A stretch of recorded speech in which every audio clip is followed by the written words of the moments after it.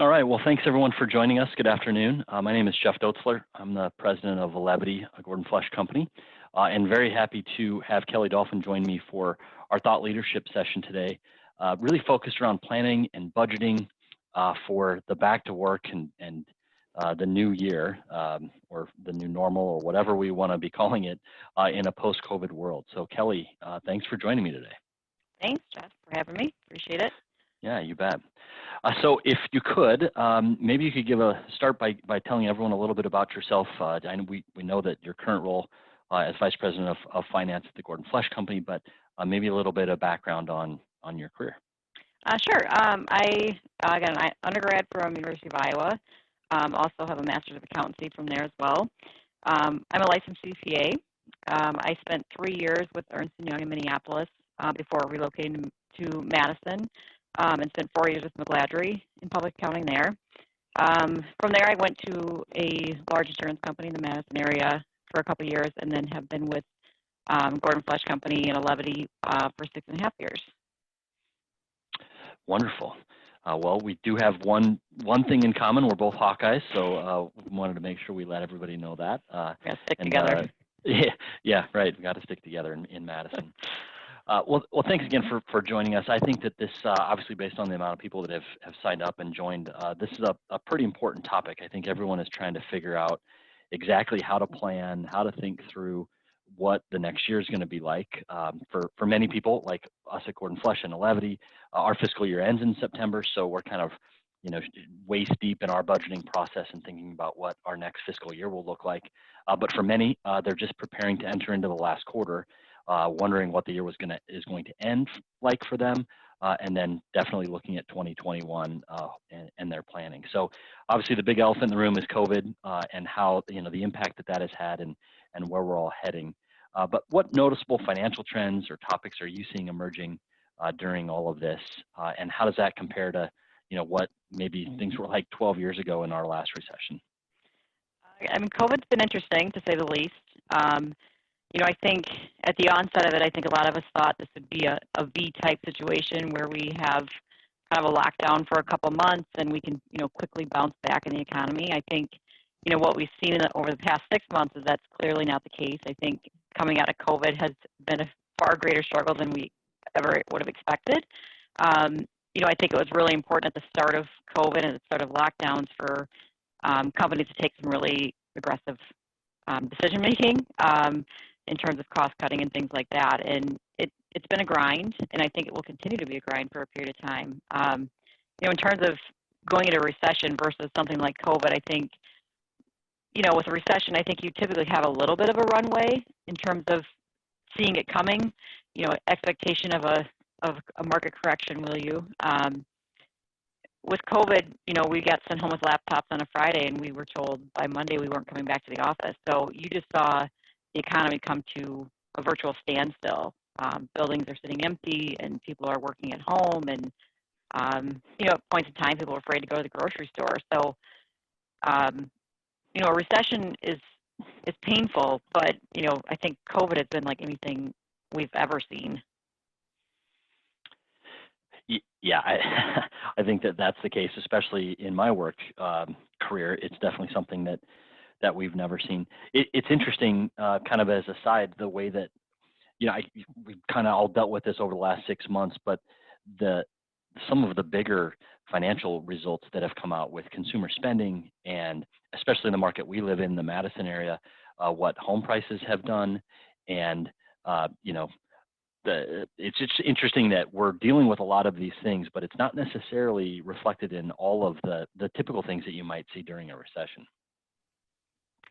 Yeah, I think some businesses have been able to pivot a little bit, throughout this. I think you've seen manufacturers retool and start, manufacturing PPE, and there have been some bright spots, but I'd say very few in terms of how businesses are doing throughout this. Yeah, I think that's definitely the case. So, what strategies and tactics have you seen, either through your peers or through, I know you're in touch with, our banking partners and a lot of other organizations, and obviously we're talking to our clients as well. that they looked at from a cost-cutting perspective and reducing costs, and what's been effective and what's been less effective. Yeah, I mean, I think for a lot of companies, making really hard decisions at the start was something that was probably imperative. Cash management is really critical right now and has been critical. I think a lot of companies are, watching capital spend and things like that. Obviously with the job market the way it is, I think, unemployment at the level it is, you've seen a lot of companies, pull back on staffing levels. I think a lot because of activity levels, right? I mean, we're not making as much. We're not, serving as many customers. I mean, hospitality, for instance, there's just not a need for a lot of employees in some of these situations because people aren't utilizing those services. So, really seen a contraction in that. And just watching every dollar, essentially, we watch all the credit card spend. We watch any meal that's purchased. We watch everything, and I think that's what you're seeing. I think just in general, companies have just tightened their belts as much as possible. And unfortunately, that just, wreaks havoc on the rest of the economy, right? Everybody's just contracted. I think, though, what's been critical, I think, from Levity's perspective is, we actually saw an increased demand. We saw so many customers going virtual and their employees working from home and, the need for that. So, we saw a little bit of a reverse impact in terms of, how we serve our customers. But it really is about watching every dollar and cash conservation and managing your headcounts, to the levels that you need them to be. Yeah, and you mentioned that earlier, that not every business was impacted the same way. And from our perspective, we did see that. We saw that bump in March where everybody kind of scrambled to get everybody at home, and people needed the right technology to do that. They needed, several different capabilities than maybe they had working from home or working from the office. And so we did see that bump. But in general, most organizations kind of taking a look at their businesses and where things are going. You'd mentioned customer support and those kind of frontline folks that are interacting with their clients. It's probably more critical than ever to ensure that they have the right resources in those places. Yeah, I would say as an executive team, here at Levity and Gordon Flesh Company, we've spent so much time, looking at metrics in terms of what customer calls look like, what's the call volume, how are we servicing our customers? Because, at the end of the day, that's, who we're here to support. So we've been very methodical about, what sort of cost impacts we put into place, really because we're focusing on making sure customer service is not impacted throughout that. And I think that's, a really fine balance that companies have to find. Yeah, I agree. Thank you for that. Before I move any further, I have a bunch of questions that I can ask Kelly, but we'd also like to make sure that you all have the opportunity to ask any questions as well. So within the Zoom controls, where you can mute and those types of things, there's a little Q&A icon in the Zoom control. So if you have questions, feel free to pop those in the Q&A section. We'll try to get them answered throughout. And if we can't get everything answered, we'll follow up with everyone with an email communication. So, long term, when organizations are looking at what 2021 is going to look like, many organizations probably, the budgeting and the planning might be a little bit out in the future. For us, it's kind of right now and right here. But how should businesses be preparing and budgeting for really the uncertainty of, the next 90 days? I mean, obviously COVID is having an impact, but there's this little election thing coming up in November that I think has some people wondering what 2021 is going to look like. Yeah, I wish I had a crystal ball. I think for us, I think right now, we feel like we've kind of settled into a little bit of a holding pattern. I don't think right now we're not planning for things to improve significantly anytime soon. And we really take a conservative approach to budgeting and, so that we can make sure that our costs fall in line with that. I think we have to be prepared for a long winter. And hopefully by spring, summer next year, we're starting to see things turn around a little bit. But I do think we have a grind ahead of us. And where I look at our business is kind of what we see right now is what we're going to get for a period of time. Yeah, and other than organizations that are maybe having a good year, I mean, not that 2020 is probably ever going to be thought of as a good year, but many businesses are having kind of that reverse effect that you mentioned earlier of success. But for the rest, I think hunkering down and kind of planning for conservative results is probably the right thing to think about. So, Gordon Flesh kind of falls a little bit outside of the small to medium size organization, maybe in the mid-size to large mid-size organizations. But many of the clients that we serve at Alevity do fall within that small and medium-sized businesses. So, what suggestions would you have for organizations of that size who might be struggling to get their arms around, weathering another 6+ months of the potential COVID impact? There's still a lot of question mark about any additional relief that might be coming. So how should those businesses incorporate some of the possible scenarios into their planning?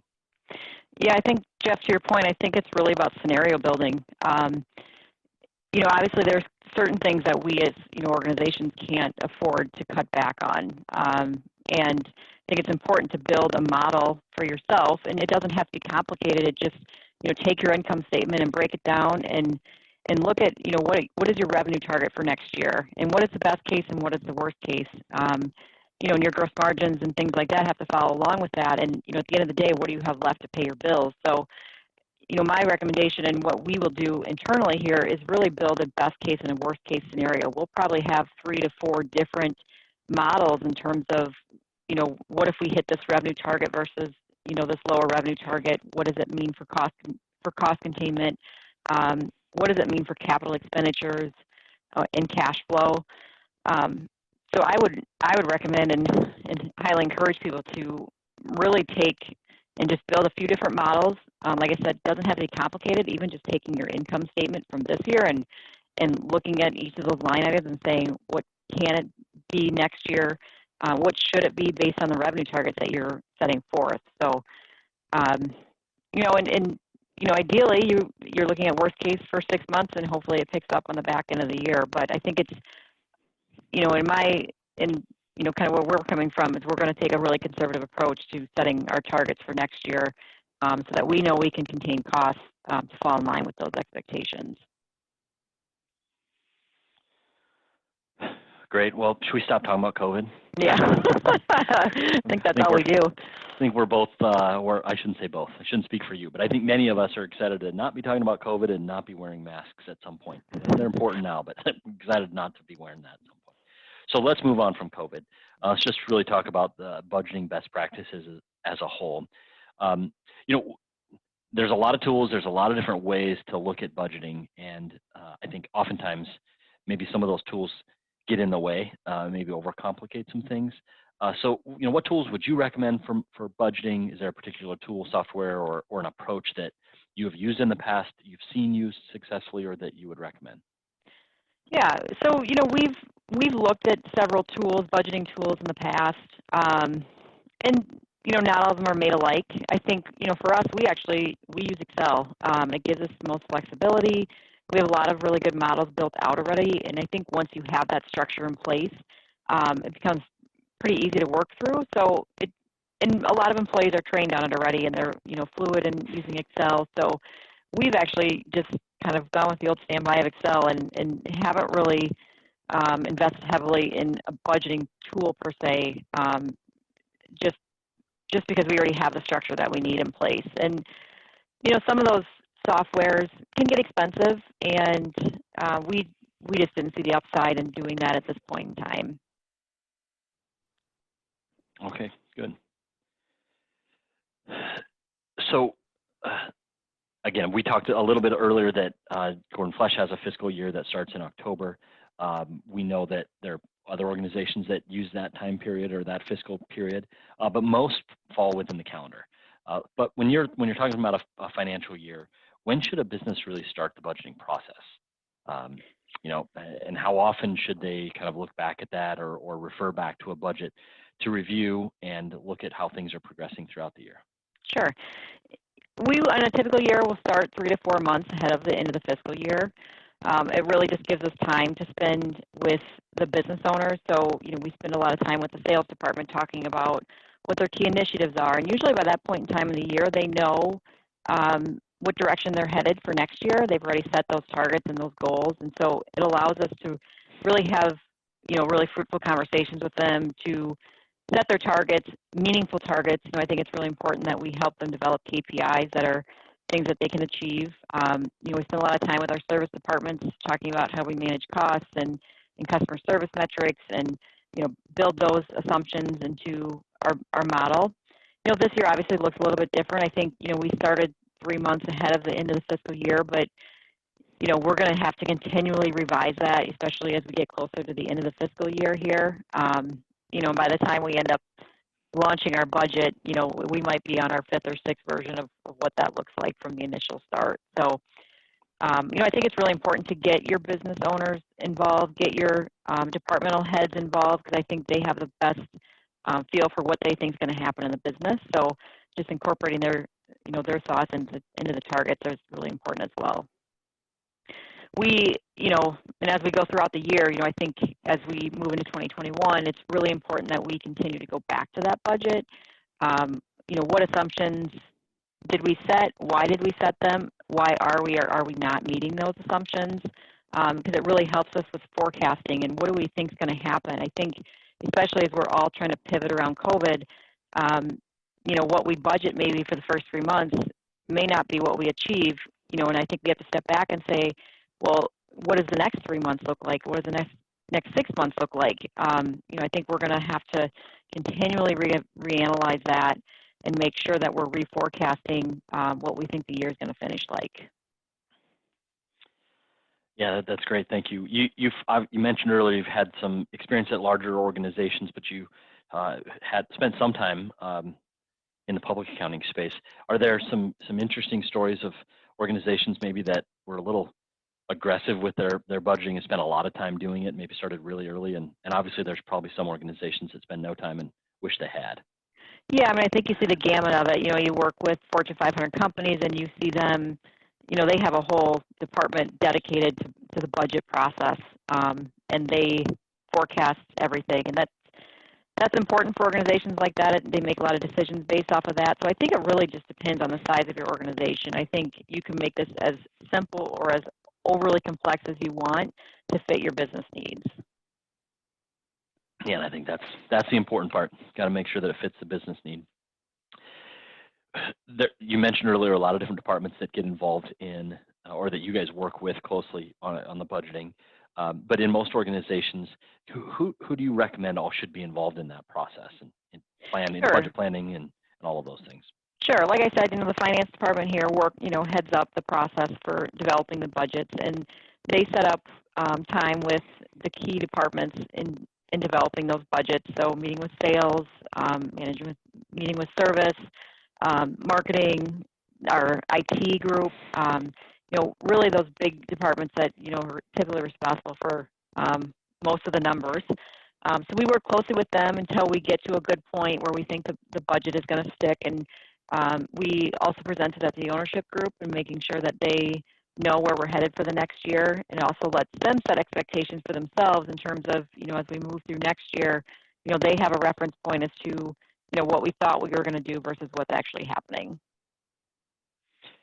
Yeah, and we've mentioned this a couple times, obviously, but given the uncertainty, having some ideas of what you'd like to do and keeping track of what actual results were compared to that is probably more important than ever. But results are one thing. There's also leading indicators and other activities and metrics that organizations should be paying attention to. What do you recommend that some of our listeners should be thinking about there? Sure. Yeah, we historically have always been a very sales and service focused engine, I would say, and we historically have always presented KPIs to our teams and to the departments around effectiveness with sales. What are the sales numbers? What are the sales targets? As we talk about customer service, we have a lot of really key metrics. Response times, how quickly we're resolving tickets, customer satisfaction. Those things will continue to be at the forefront of what we do. Making sure our customers are happy is, at the end of the day, what we're here to do. So we will not take our eye off that ball. I will say that we'll probably put some more focus around sales activities, not necessarily, deals closed or written, more so how much is our sales teams engaging with our customers. It's going to be a little bit of a grind here, but I think it's really important that we stay connected to our customers as we work together to get through this together. Um, and so that will be, I think, a heavy focus for this year is just activity levels and touch points with customers, because I think that'll be an indicator for how we're able to sell out of COVID and the impact of COVID next year or whenever that may be. A question that just came in that I think is valuable. We're talking about both budgeting and even some KPIs, but in your opinion, on the traditional financial metrics or line items that main categories that you'd see on a P&L, what would you recommend would be the most important thing to keep your eye on given the situation that we're in and moving into next year? For me, as I look at COVID and budgeting in general, I think we have to balance our customer service metrics and the staffing levels and all that. I think that's number one in my opinion. I think a quick follow though is managing cash flows, managing your capital expenditures, and really just keeping focused on containing spend. It's controllable. It's something we can do on the back end and make sure we manage it. So I don't see us letting up on our cost containment efforts anytime soon. And we'll continue to, make sure we're hitting our metrics in terms of customer service. I think that's an important thing that you just mentioned. Expenses is something that we can control. We can manage that. Things that we can't in some ways are, like what accounts receivable looks like. Given what many businesses are going through, if you are a business-to-business type of organization like we are, you go into relationships in good faith, but many businesses are really struggling, and receivables might be a challenge. And so you got to manage the things that you can because cash is king. But if it's not coming in, you got to make sure that you can control your controllables. Yeah, absolutely. I mean, cash management is extremely important during this kind of where we're at right now. Like you said, you obviously go into an agreement with the customer with the understanding that payment will be made, and things happened right very quickly, and we all had to adjust. And I think we're also managing through that. And having though that touch with your customer though is really important. And there's situations where you can work through issues and making sure managing receivables with those points of contact. So managing cash flows is really important. I think as we talk about financing options, there's knowing your vendors. What sort of financial strength are your vendors in? I think is really important because at the end of the day, you're running a business and you have to be able to deliver product to your customers. So making sure you know your vendors and what sort of financial strength they're in is really important as well. All right, great. Again, if you have some questions, feel free to throw them into the Q&A section. We've got one or two more here, and we'll wrap up. Business viability and the impact of COVID and all of that obviously is a big question. But the other one that seems to be talked about just as much is work from home. Many people obviously were forced to do that in March. I think in some situations that started to trickle back in. In some cases, we're starting to read articles of large organizations starting to move their employees back. I think in the Madison area, we saw that with Epic. I saw this week JP Morgan's making a big push to get some of their senior executives and traders back into their offices in New York City. But from a financial perspective and a budget investment perspective, how much growth should be allocated to really IT infrastructure and how organizations are preparing for their employees to work really wherever, whether that's home or back in the office?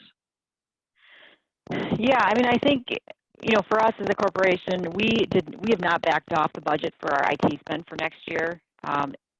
Infrastructure and making sure you have security is going to be really important, especially as you have employees working remotely. I think you see the phishing attacks, and I get these emails quite often, and making sure your employees are trained on how to handle those situations. Security is going to be really important with this remote work environment and the IT infrastructure. So we've as an organization we've not backed off our expectations in terms of spend around the IT and technology. You kind of have to prioritize what's most important, and I think from our perspective, obviously I have a little bit of bias with with the levity and the need for technology spend, you touched on security as a super important thing that I think people need to be careful to not short sight investment there, because while people are working from home, and maybe some feel that maybe that brings a little less risk, it's actually increased the surface level for the attackers, and we're seeing a tremendous increase in phishing scams and other security related attacks. So that's going to be important consideration. And a question was asked that I'm not sure. They kind of mentioned maybe that it was asked, but I'm not sure that it was. So when an organization is looking at investments and their typical ROI timeline, has that changed with what organizations are dealing with today, and maybe some of those uncertainties? Should they consider a shorter ROI compared to maybe what has been thought of in the past? I think there's a level of risk that you have to take as an organization. I think ROI is obviously really important. Sometimes it'll be difficult to show an ROI. There are intangibles, right, associated with, let's say, a security investment, right? You're gambling in terms of how much you want to invest in the upfront to protect yourself on the back end. So ROI is always important. A 2-year payback is, I think, a very acceptable measurement. At the same time, though, sometimes, as you look at security, for instance, something happens from a security perspective and you're taken out as a business, the payback of that and getting back up and running is huge. And I think there's sometimes it's hard to put an ROI around that and measuring the risk and what you're willing to stomach as an organization. Yeah, great point. Great point. All right. Well, Kelly, any last final thoughts that you would want to share as we wrap this up? No, I appreciate the time. Obviously some interesting times we're all going through right now. I think just going to kind of buckle up a little bit here, and hopefully, in the next 6 months we can see some changes in the economy and how things are going. But it's been a time unlike any other, so we're all adjusting as we go. That's true. And as we hope as we move into the fall that we'll start to see some bright spots. Besides Big Ten football starting October 24th, we're pretty excited about that news yesterday. So, well, thanks again, everyone, for participating and joining us. Thanks for the questions that came through. Please stay tuned to your inbox with other webinars that we'll be putting on, whether that's the Coffee Break Tech Series that we do every other Friday, or the thought leadership events that we try to do on a monthly basis. Hopefully in the near term, we'll be able to get our thought leaderships events out of Zoom and back into a restaurant or bar near you so we can do these in person. That was really our plan for the year, but everything changed. So thanks again for your time. Please reach out if we can help with anything, and have a great rest of your week. Thank you.